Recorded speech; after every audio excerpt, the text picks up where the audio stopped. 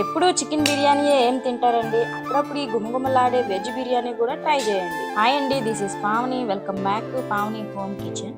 ఈ రోజు మా ఆయన లంచ్ బాక్స్ కోసం వెజిటేబుల్ బిర్యానీ చేయమని అడిగారండి. ఆయన నేను చేసే వెజ్ బిర్యానీ విత్ పెరుగు చట్నీ అంటే చాలా ఇష్టంగా తింటారు.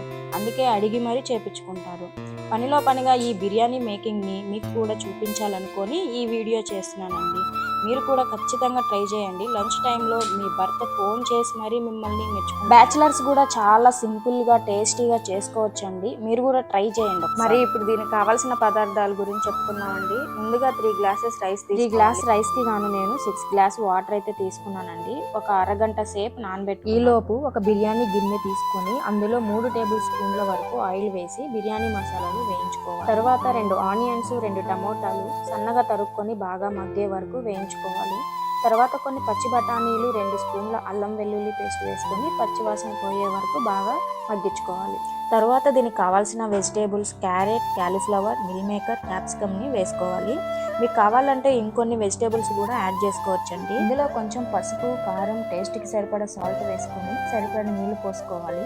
ఆ నీళ్లు బాగా మగ్గాక ఇందులో మనం నానబెట్టుకున్న రైస్ వేసుకోవాలి.